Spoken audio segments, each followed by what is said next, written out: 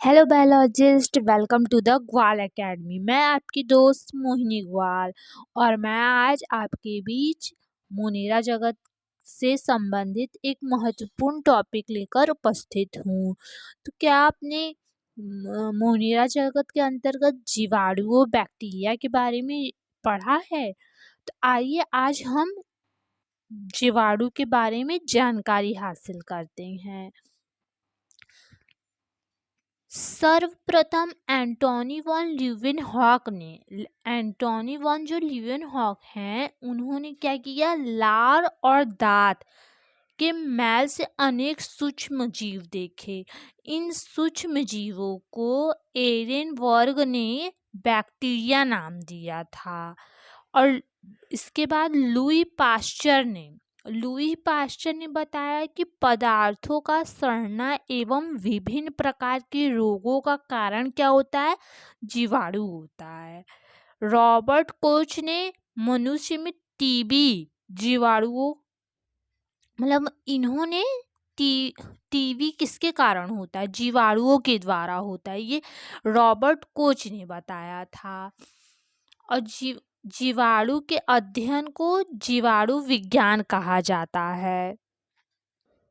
Antony von Leeuwenhoek ने जीवाणु की खोज की थी सर्वप्रथम, इसलिए इनको जीवाणु विज्ञान का जनक कहा जाता। और लुई पास्चर जो है उनको सूक्ष्म जीव विज्ञान का जनक कहा जाता है। ये सभी जो मैंने आपको पॉइंट बताए हैं ये वन लाइनर जो होते हैं ये बड़े इम्पॉर्टेंट होते हैं बहुविकल्पी प्रश्नों के लिए। आपके यूपी बोर्ड के या फिर कक्षा 11 में जो वन लाइनर बहुविकल्पी प्रश्न होते हैं उसके लिए ये महत्वपूर्ण होते हैं। अब जीवाणुओं के सामान्य लक्षण, जो जीवाणु होते हैं वो एक कोशिकीय जीव होते हैं सामान्यतः और सर्वव्यापी होते हैं, मतलब सभी जगह पाए जाते हैं और कोशिका भित्ति पाई जाती है, इसलिए इन्हें पादप जगत में रखा गया है। इसमें अनेक कोशिकांग, माइटोकॉन्ड्रिया, गोल्गी का ईयर, लवक ये सभी नहीं पाए जाते हैं। कोशिका भित्ति तो पाई जाती है लेकिन कोशिकांग जो होते हैं वो नहीं पाए जाते हैं। डीएनए वलयाकार होता है, ठीक है। और प्रोटीन, गुणसूत्रों में हिस्टोन प्रोटीन नहीं होता है। 70S प्रकार का राइबोसोम पाया जाता है। और जो विभाजन होता है वे द्विविभाजन द्वारा होता है, जनन, ठीक है, द्विविभाजन द्वारा होता है। आगे हम जीवाणु की संरचना के बारे में बात करते हैं।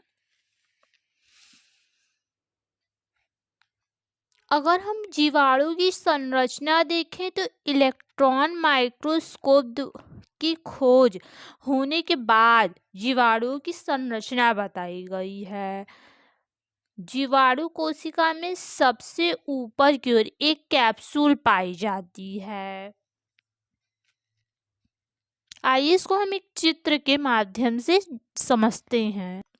ये देखिए, या ये चारों तरफ जो ब्लू कलर की लाइंस आपको दिख रही हैं, लाइन दिख रही है, उसको कैप्सूल बोलते हैं। तो ये कैप्सूल जो है क्या करता है, जो भी बैक्टीरिया के अंदर का भाग होता है इससे उत्सर्जी पदार्थ को एकत्रित कर लेता है और बाहर निकाल देता है और बाहरी आघातों से भी सुरक्षा प्रदान करता है। इस कोशिका जो कैप्सूल है उसके ठीक नीचे क्या पाया जाता है, सेल वॉल, कोशिका भित्ति पाई जाती है। और कोशिका भित्ति का मुख्य कार्य आप जानते ही हैं, इस बैक्टीरिया को एक तो संरचना प्रदान करता है और उसको बाहरी आक्रमण और उससे बचाता है आघातों से। कोशिका भित्ति के बाद आप यहाँ पे देख सकते हैं प्लाज्मा मेम्ब्रेन। कोशिका भित्ति के ठीक नीचे प्लाज्मा मेम्ब्रेन होता है और प्लाज्मा मेम्ब्रेन जो है प्लाज्मा को एकत्रित किए होता है, ठीक है। तो सबसे पहले कैप्सूल की लेयर होती है, फिर सेल वॉल होती है और सबसे अंदर की ओर प्लाज्मा मेम्ब्रेन होती है। ये देख सकते हैं आप, बीच में न्यूक्लियोटाइड डीएनए पाया जाता है।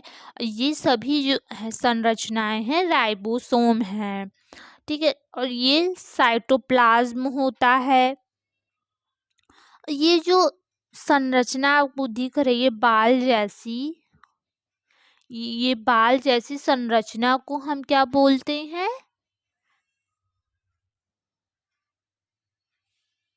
कसाब।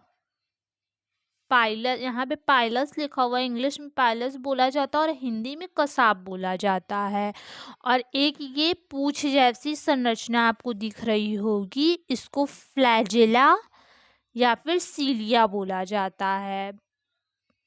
ये मूवमेंट में बैक्टीरिया को गमन में सहायता प्रदान करते हैं। ये तो बैक्टीरियल सेल की संरचना है।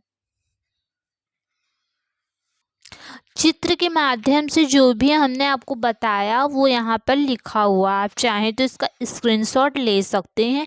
बाकी आपको पीडीएफ जो है, फ्री पीडीएफ हमारे टेलीग्राम चैनल पर मिल जाएगा।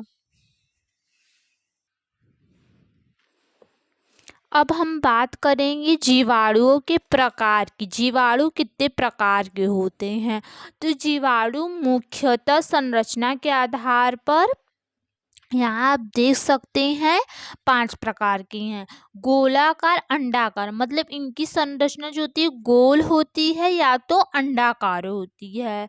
ये उसके कुछ उदाहरण लिखे हुए हैं। दंडवत या छड़ाकार। दंडवत, छड़ाकार मतलब जो डंडे के आकार का हो या फिर छड़ के आकार को हो।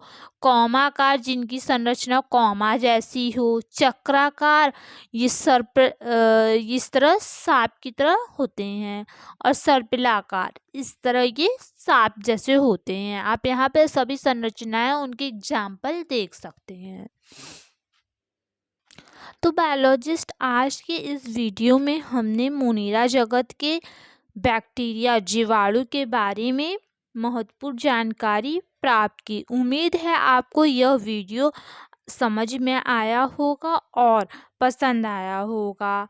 अगर आपका कोई सवाल है तो आप कमेंट में पूछ सकते हैं। इस वीडियो को लाइक करें और शेयर ज़रूर करें और ग्वाल एकेडमी को सब्सक्राइब करना न भूलें, ताकि आपको हमारे आगे आने वाली सभी वीडियो के बारे में जानकारी मिलती रहे। मिलते हैं अगले वीडियो में, तब तक मस्त रहें, स्वस्थ रहें, पढ़ते रहें और सीखते रहें।